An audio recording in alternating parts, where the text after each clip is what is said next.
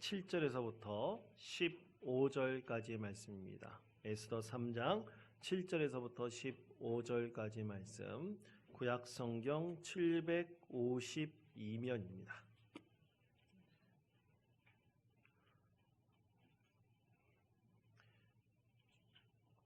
에스더 3장 7절에서부터 15절까지 말씀을 제가 봉독하겠습니다. 아하수에로 왕 제12년 첫째 달 곧 니살 월에 무리가 하만 앞에서 날과 달에 대하여 부르 곧 제비를 뽑아 12째 달 곧 아달 월을 어른지다. 하만이 아하수에로 왕에게 아뢰되 한 민족이 왕의 나라 각 지방 백성 중에 흩어져 거하는데 그 법률이 만민의 것과 달라서 왕의 법률을 지키지 아니하오니 용납하는 것이 왕에게 무익하니이다. 왕이 옳게 여기시거든 조서를 내려 그들을 진멸하소서. 내가 은 1만 달란트를 왕의 일을 맡은 자의 손에 맡겨 왕의 금고에 드리리이다 하니, 왕이 반지를 손에서 빼어 유다인의 대적국 아각 사람 함무다다의 아들 하만에게 주며 이르되 그 은을 내게 주고 그 백성도 그리하오니 너희 소견에 족을 대로 행하라 하더라.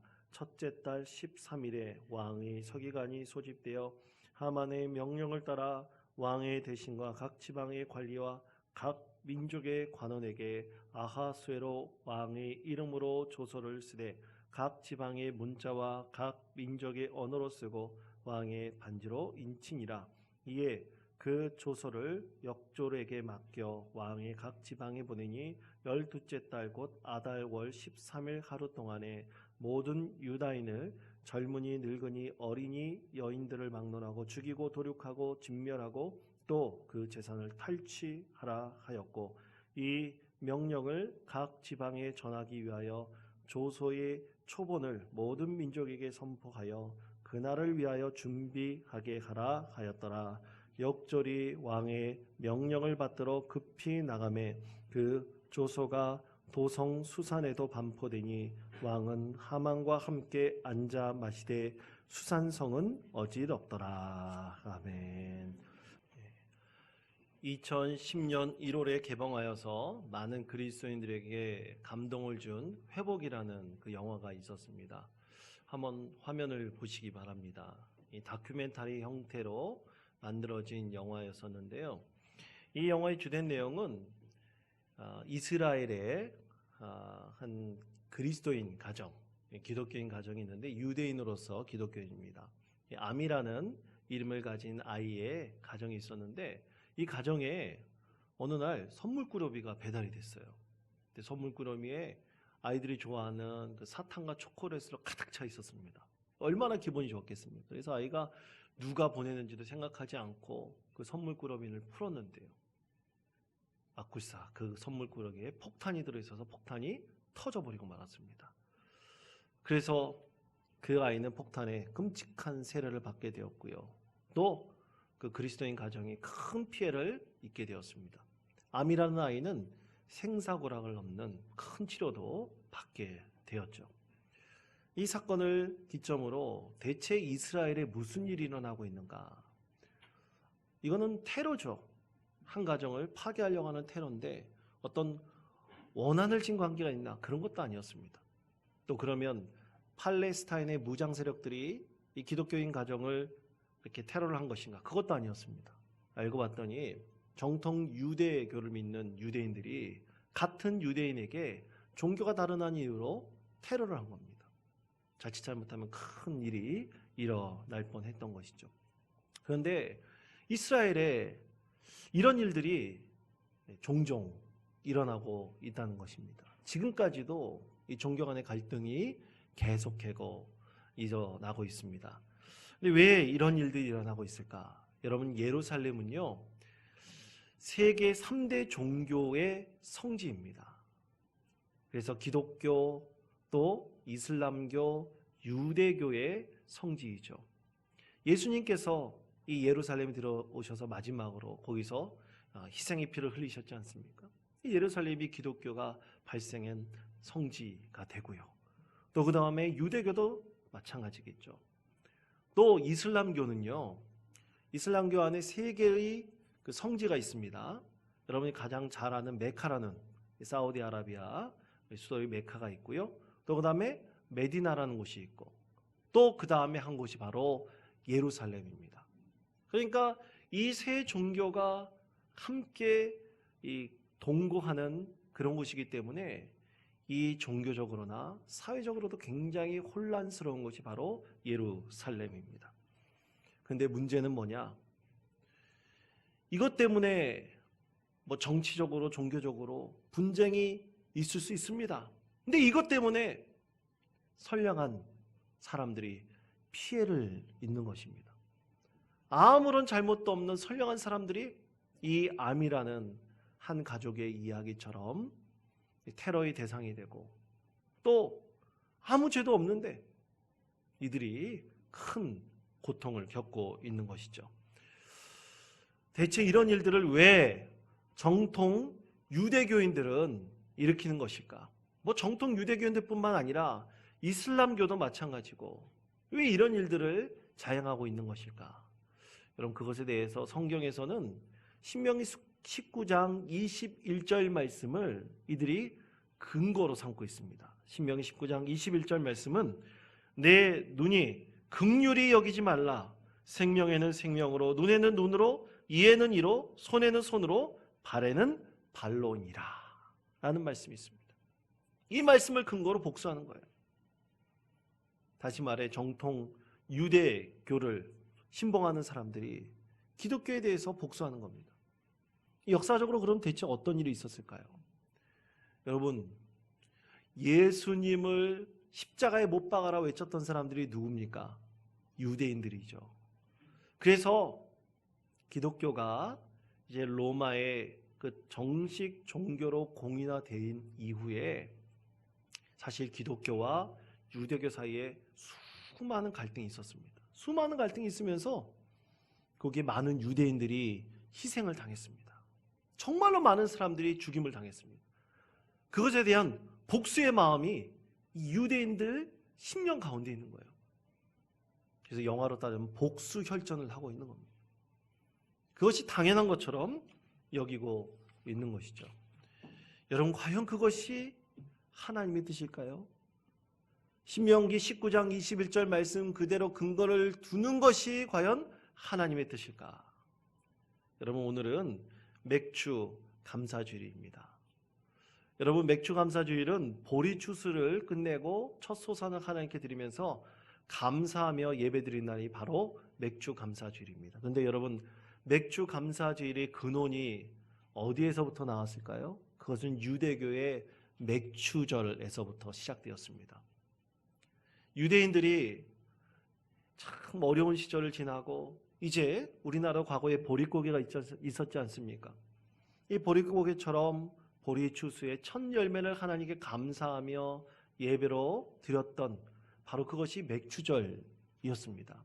그것을 우리 그리스도 이 기독교인들이 그대로 받아들여 가지고요, 이 전통에 따라서 하나님께 감사하는 날입니다. 이것에는 어떤 종교도 상관이 없습니다. 유대교든 기독교든 다 똑같습니다. 우리 모두 하나님께 감사로 나와야 하는 동일한 날이 바로 맥주 감사주일이죠. 그런데 과연 이렇게 동일하게 하나님께 감사로 나와야 될 백성들이 서로 대립하고 다투고, 그리고 심지어 사람을 죽이려고 하는 이런 태도까지 일으키는 것이 과연 하나님의 뜻인가? 저는 여러분과 함께 오늘 에스더의 말씀을 통해서 하나님께서 오늘 이 말씀을 통해서 과연 이런 현실 가운데 무슨 말씀을 주시는지를 함께 나누기를 원합니다. 여러분, 오늘 말씀은 에스더가 왕위에 오른 이후에 하나님의 말씀입니다. 자, 우리가 읽지 않은 하나님의 말씀 중 에스더 3장 1절 말씀에 보면요, 거기에 첫 절에 그 후에라는 말씀이 있습니다. 그러니까 그 후에는 언제냐면 에스더가 이 왕위에 오른 이후에 이 시기를 해당하는 것이죠. 말하는 겁니다. 그렇다면 그 시기가 어느 정도까지인가? 그것을 추측할 수 있는 것이 에스더 3장 7절 말씀에 보면 아하수에로 왕 제12년에 라는 말씀이 있습니다. 그것을 따져봤을 때 에스더가 아하수에로 왕 약 7년 정도의 왕으로 등극했기 때문에 약 5년 정도 지난 그때 있었던 일이다라고 추측할 수가 있죠. 자, 대체 어떤 역사적인 상황들이 펼쳐지고 있었을까요? 에스더서의 말씀을 나누면서 제가 항상 여러분에게 말씀드렸던 것 중에 가장 중요한 것 중에 하나가 이 페르시아 제국이 그리스와의 전쟁에서 대패를 했다는 말씀을 드렸습니다. 엄청나게 패배를 했습니다. 국력이 쇠잔해졌습니다. 대페르시아 제국의 근본이 흔들릴 정도로 엄청난 전쟁에서 그들이 패했기 때문에 국정을 단단하게 너무나 힘들었습니다. 그래서 실제로 당시의 역사학자인 헤로도토스의 역사라는 책에 보면 이 아하수에로 왕이 국정에는 관심이 없고 향락에 빠져 살다가 결국에는 비참하게 죽임을 당했다. 그런 역사의 기록이 있습니다. 그것처럼 참으로 국가적인 혼란이 이 성경 안에서는 잘 드러나고 있지만 역사적으로 이 페르시아 대제국 가운데 널려 있었던 것입니다. 그런데 그 가운데 향락에 젖어 있었던 아하수에로 왕이 하만이라는 사람을 등극해가지고 오늘날 우리나라 따져보면 대통령 다음 자리가 뭡니까? 국무총리의 자리에 오르게 한 것입니다. 그래서 모든 국정의 현안들을 다 하만에게 맡겼습니다. 그래서 오늘 말씀 들어본다면 왕을 대신하여 하만이 국정을 수행하고 있기 때문에 모든 신하들이 하만에게 절을 하고 예를 표하라고 했습니다. 그런데 그것에 대해서 모르드게만 절을 하지 않았습니다. 근데 그것이 이유를 유대인이기 때문에 라고 이렇게 성경에서 말씀하고 있죠. 여하튼 과연 이 모르드게가 하만이란 사람이 에게 절을 하지 않은 것이 유대인이기 때문에 그런가? 그것에 대해서 성경에서는 단순하게 말씀하고 있지만 사실은 꼭 그렇다고 말할 수는 없습니다. 여러분, 모르드게는 굉장히 정직한 사람이었습니다. 하나님을 믿는 믿음에 아주 충만한 믿음의 사람이었습니다. 그래서 자기 조카 에스더를 키울 때에도 믿음 안에서 잘 양육했습니다. 늘 하나님을 섬기고 믿는 믿음 안에서 살려고 노력했던 사람이었습니다. 그렇게 정직한 사람이었어요. 그런데 아각 사람 하만이라는 자는 너무나 부정한 사람이었습니다. 그런 부정한 사람에게 도저히 모르드게는 충성할 수가 없었던 것이죠. 그래서 그에게 절을 하지 않았던 것입니다. 이런 모르드게에게 하만은 악의를 품고 있었죠. 그래서 그는 아하수에로 왕 제위 12년에 아달월, 즉 12째 달을 정해서, 여기서는 그것을 제비 뽑았다 그래서 부르라고 표현을 하고 있는데요. 말씀하고 있는데요. 제비를 뽑아가지고 그날을 선택을 했습니다.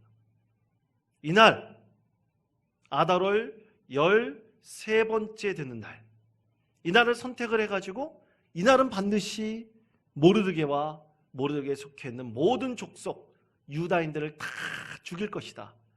그렇게 정했습니다.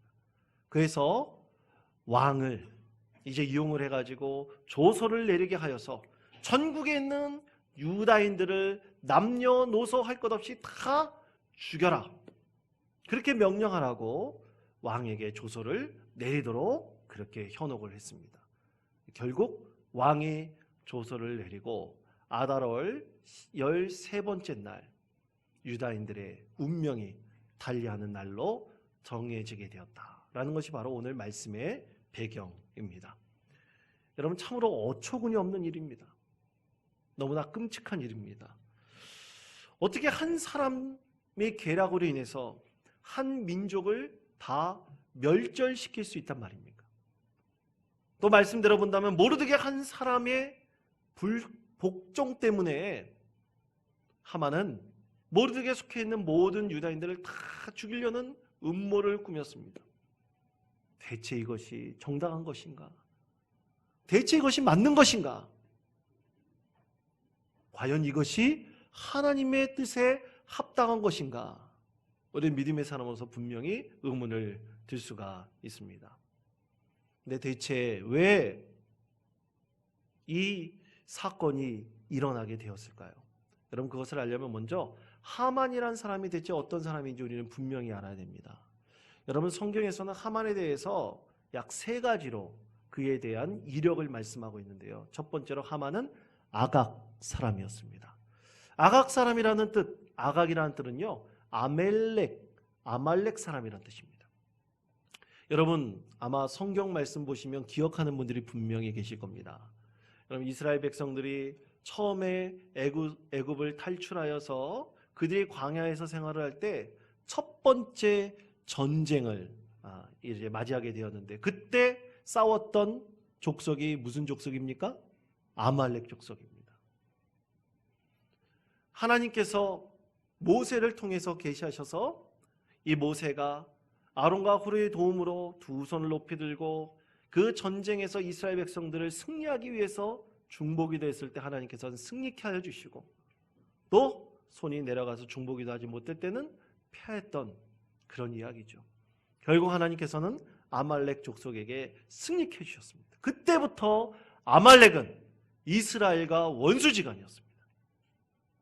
그렇게 이 역사적 배경 속에 하만은 아말렉 사람이었기 때문에 그렇게 유대의 민족을 모두 다 도륙시키려고 했다. 그렇게 하만은 명분을 삼고 있는 것이죠. 또 둘째로, 이 하만이라는 사람은 아하수에로 왕의 굉장히 신임받는 사람이었습니다. 자, 성경 말씀 에스더 3장 2절에서부터 3절 우리가 읽지 않은 말씀입니다. 제가 읽겠습니다. 대궐문에 있는 왕의 모든 신하들이 다 왕의 명령대로 하만에게 꿇어 절하되 모르드게는 꿇지도 아니하고 절하지도 아니하니 대궐문에 있는 왕의 신하들이 모르드게에게 이르되 너는 어찌하여 왕의 명령을 거역하느냐 하고. 아멘. 자, 왕이 명령을 내렸지 않습니까? 그럼 왕의 명령을 다 따라야죠. 신하라면 다 따라야죠. 그런데 모르드게는 불복종했습니다. 그것을 보고 다른 신하들이 모르드게를 의아해했습니다. 아니, 네가 뭔데? 너는 대체 어떤 사람이길래 이 왕의 명령을 따르지 않느냐?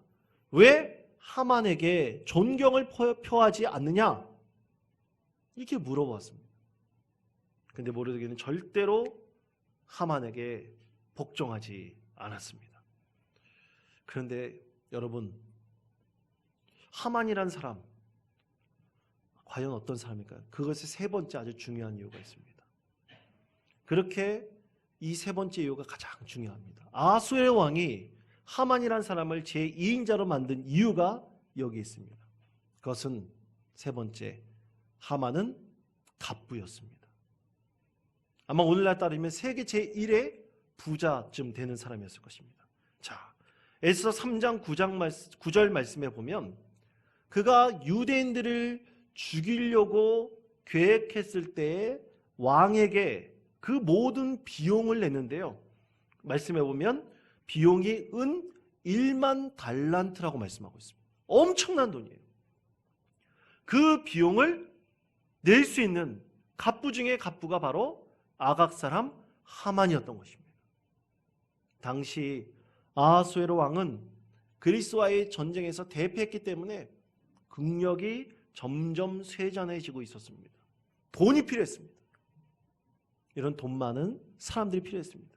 그래서 그에게 많은 돈을 바치는 하만이라는 사람을 제2인자로 만들어가지고 그를 국정 운영을 담당하는 사람으로 만들었던 것입니다.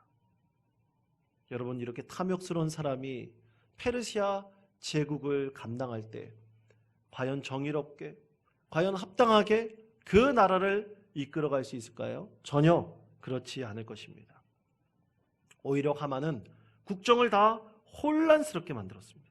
그래서 에스더 3장 5절 마지막 부분에 보면 왕은 하만과 함께 앉아 마시되 수산성은 어지럽더라 라고 말씀하고 있어요.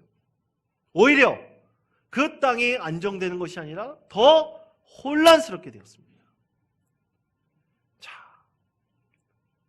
하만은 이렇게 아하수에로 왕의 모든 마음을 다 빼앗았지만 오히려 역으로 아하수에로 왕은 하만의 꼭두각시가 된 것입니다. 그리고 하만은 자기의 마술을 드러내서 유다인들을 다 죽이려 했습니다. 그것도 갓난아기 한 명도 살려주지 않고 모두 다 그 모든 시족을 다 멸절시키려고 했습니다. 소위 말해 인종 청소를 하려고 했던 것입니다. 여러분, 과연 이것이 정의일까요? 과연 이것이 하나님의 뜻일까요? 여러분, 참으로 인간의 역사 속에서는 너무나 안타깝게 한 민족을 완전히 멸절시키는 소위 말해 인종 청소라는 그런 놀라운 사건들을 일으킨 일들이 너무나 많이 있습니다. 인간의 역사 속에 너무나 아픔이 있습니다. 대표적으로 나치에 의해서 홀로코스트라는 그 이름으로 알려진 유대인 학살입니다. 약 600만 명의 유대인들이 학살당했습니다. 그런데 여러분, 그 이면에는 유대인들보다 더 많은 사람들이 죽임을 당했는데요. 그들이 유럽 전역에 널리 퍼져 있었던 집시들과 불황자들이었습니다. 그들에 대한 기록도 없습니다. 몇 명이 죽임을 당했다는 추측할 수도 없습니다. 엄청난 일을 이 나치가 자행했던 것이죠. 그런데요, 너무나 슬프고 아프게도 이 나치를 지지했던 자들이 독일의 교회들이었습니다. 신의 이름으로 처벌을 하였던 것입니다. 또 하나 대표적인 인종 청소 사건이 있었습니다. 그것은 1989년 세르비아 공화국의 대통령으로 당선되어 11년 집권하면서 보스니아 내전 때 수많은 사람을 학살하였던 밀로세비치 대통령이었습니다. 당시 세르비아 공화국은 유고슬라비아라는 그런 연방에 소속되어져 있는 나라였습니다. 근데 이 세르비아 공화국의 밀로세비치 대통령은요, 유고 연방에서 패권을 장악하려는 야욕이 있었습니다. 그래서 내전을 일으킵니다. 보스니아 공화국과 내전을 일으키는데 그때 보스니아인들 7,500명을 도륙하였습니다. 7,500명을 죽일 때 세웠던 근거가, 명분이 그들이 무슬림이었기 때문이라고 했습니다. 무슬림이었기 때문에 죽어 마땅하다고 그러면서 수많은 사람들을 죽였습니다.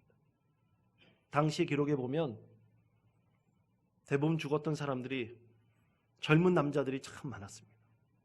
10대 소년들도 있었고 15세 이하의 청소년들도 있었습니다. 심지어 고령자들도 있었고요. 갓 태어난 아기들도 있었습니다.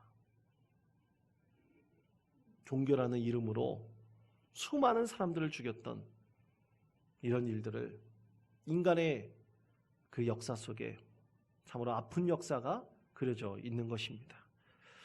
자, 사랑하는 성도 여러분, 수천 년 전에 있었던 이 하만의 계략이 오늘날도 우리 가운데 일어날 수 있다는 것, 참으로 안타까운 일입니다.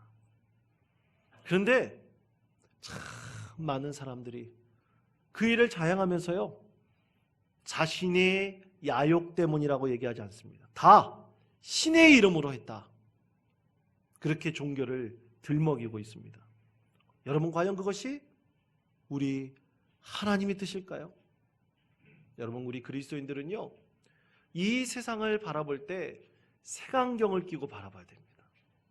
그럼 어떤 색안경을 껴야 됩니까?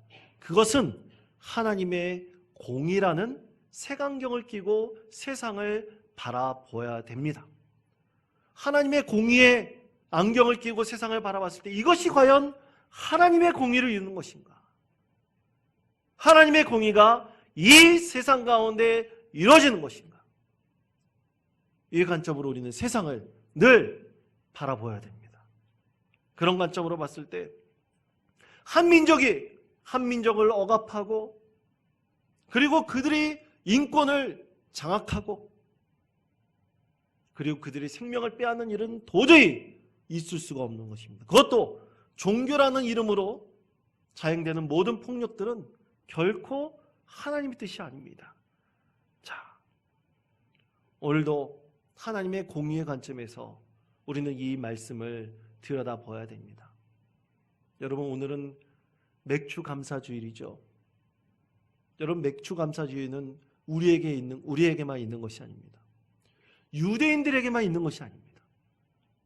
이 세상 모든 사람들에게 동일하게 있는 것이 추수에 감사하는 날입니다. 하나님께서는 내가 너희 민족만을 축복해 주겠다 그렇게 말씀하시며 이스라엘 백성들에게만 비를 내려주시고 해를 비춰주시고 옥토를 주신 것이 아닙니다. 하나님께서는 이 세상 모든 족속들에게 똑같이 비를 내려주시고 똑같이 해를 비춰주시며 똑같이 비옥한 땅을 주셨습니다.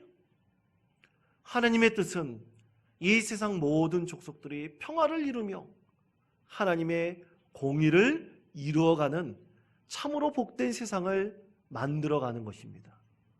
그 가운데 우리 예수님께서는 희생의 피를 흘리셨습니다. 예수님께서는 유대인들만을 위해서 희생의 피를 흘리신 것이 아닙니다. 예수님께서는 이 세상 모든 사람들이 예수 그리스도를 통해서 구원받기를 원하시며 희생의 피를 흘리셨습니다. 그것이 하나님의 공의이고 하나님의 뜻입니다.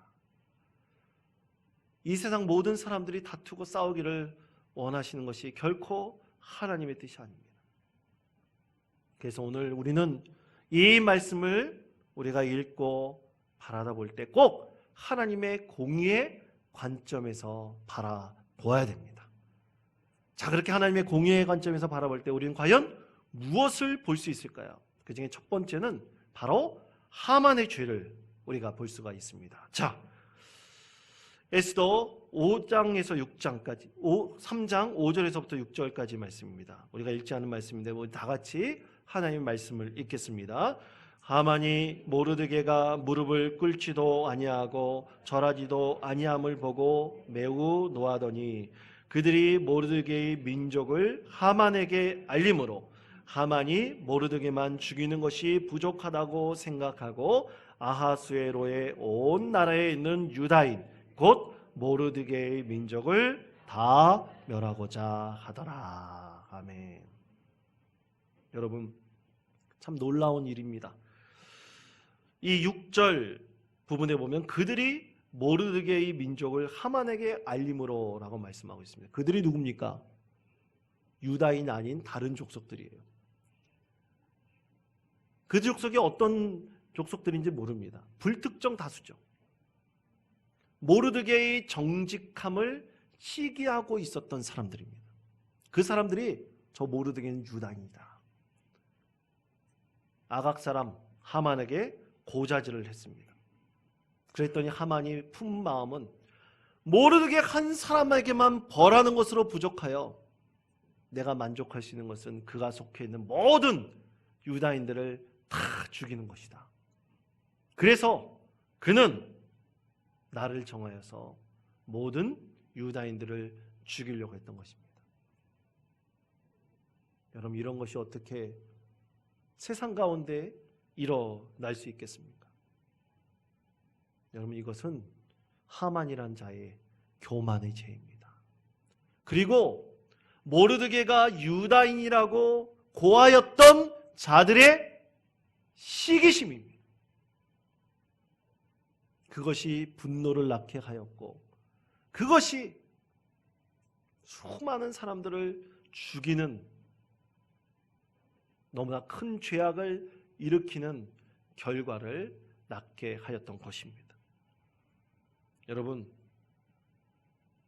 사람이 죄가 이렇습니다. 한 사람의 죄가 수많은 사람의 고통을 낳을 수가 있습니다. 슬픔을 낳을 수가 있습니다. 우리는 하만의 죄가 과연 무엇인지를 분명히 보아야 됩니다. 두 번째로 하나님 백성들의 위험입니다. 여러분, 유다인들은 하만에게 어떠한 해도 끼치지 않았습니다. 오직 유다인들은 유다인대로 하나님을 잘 섬기며 살기를 원했습니다. 그런데 그들을 잡고 흔드는 것은 죄된 사람들이죠. 하만과 같은 자들입니다. 여러분, 이 세상의 그리스도인들이 정직하고 진실하게 이렇게 모르드게 같이 하나님을 잘 섬기고 살려고 할 때요, 우리가 가만히 있어도 세상이 우리를 흔들어 놓습니다. 우리는 세상의 위험 가운데 노출되어져 있습니다. 원치 않지만 노출되어져 있습니다. 그래서 베드로 사도는 이것에 대해서 이렇게 증거하고 있습니다. 베드로전서 5장 8절에서부터 10절까지 말씀입니다. 우리 다 같이 한 목소리로 봉독하겠습니다. 근신하라 깨어라 너희 대적 마귀가 우는 사자같이 두루다니며 삼킬 자를 찾나니 너희는 믿음을 굳건하게 하여 그를 대적하라. 이는 세상에 있는 너희 형제들도 동일한 고난을 당하는 줄을 알미라. 모든 은혜의 하나님 곧 그리스도 안에서 너희를 부르사 자기의 영원한 영광에 들어가게 하신 이가 잠깐 고난을 당한 너희를 친히 온전하게 하시며 굳건하게 하시며 강하게 하시며 터를 견고하게 하시리라. 아멘. 자, 이 베드로전서 5장 9절 말씀에 대적하라는 말씀이 있어요. 그를 대적하라 그랬습니다. 이 대적하라는 말씀은요, 공격하라는 말이 아니에요. 원문에 보면 방어하라는 뜻과 가깝습니다. 영어는 이것을 resist라고 번역하고 있어요. 저항하라는 뜻입니다. 사랑하는 성도 여러분, 우리 그리스도인들은 이 세상 죄악에 대해서 공격하지 않고 방어하고 저항하고 있습니다. 그렇게 이겨나가려고 하고 있습니다. 그때 오늘 말씀을 통해서 하나님께서 권면하고 있는 것은 딱 하나 있습니다.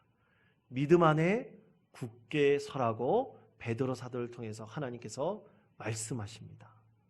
사랑하는 성도 여러분, 꼭 믿음 안에 굳게 서시는 우리 모든 성도님들 되시기를 축원드립니다. 우리는 늘 어려움이 있을 때마다, 힘든 일이 있을 때마다, 또 인생 가운데 유혹이 있을 때마다 믿음 안에 굳건히 서야 됩니다. 늘 하나님을 믿는 믿음을 생각해야 됩니다.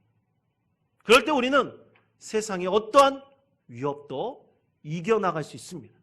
방어할 수 있습니다. 저항하고 이길 수가 있습니다.